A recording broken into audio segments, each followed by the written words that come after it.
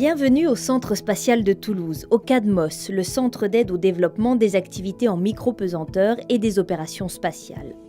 Son rôle, c'est de permettre aux scientifiques de mener des expériences en micropesanteur. Car pour leurs recherches, ils ont parfois besoin de s'affranchir de la gravité, pour mettre en évidence des phénomènes masqués par l'attraction terrestre par exemple. Avec le CADMOS, les chercheurs peuvent soit embarquer eux-mêmes dans l'avion 0G, soit confier leurs expérimentations aux astronautes de la Station spatiale internationale.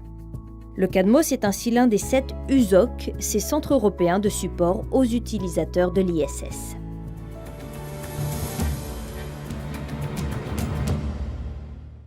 Le CADMOS, c'est un service du CNES qui est en charge de la préparation des expériences faites à micropesanteur. Donc ça va de la préparation des expériences à la réalisation.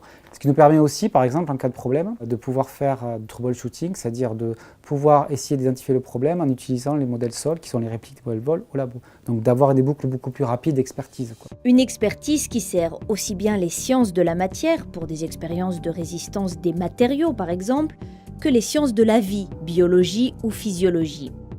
Le CADMOS pilote d'ailleurs l'ensemble des expériences européennes en physiologie. Le CADMOS, centre du CNES pour les vols habités, pour l'ISS en particulier, est le point névralgique en Europe pour la physiologie humaine, qui est le cœur des affaires de santé à bord de l'ISS. Le CADMOS assure la préparation et le suivi des expérimentations, puis le recueil et le traitement des données.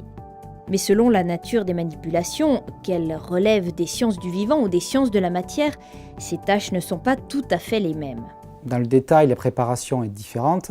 Pourquoi? La science de la matière, par exemple, l'astronaute va monter l'expérience, mais après, on va prendre la commande depuis le sol. C'est ces manips-là qui vont durer longtemps, parce que l'astronaute nous l'a monté et après il fait autre chose.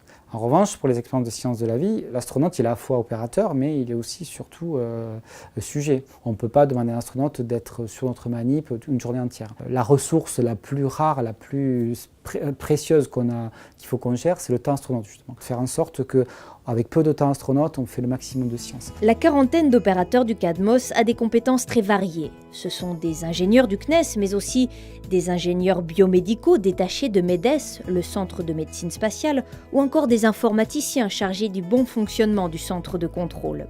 Et leur travail dépasse bien les frontières du centre toulousain. Ils coordonnent des acteurs très différents, laboratoires, industriels, agences spatiales de différents pays aux 4 coins du globe.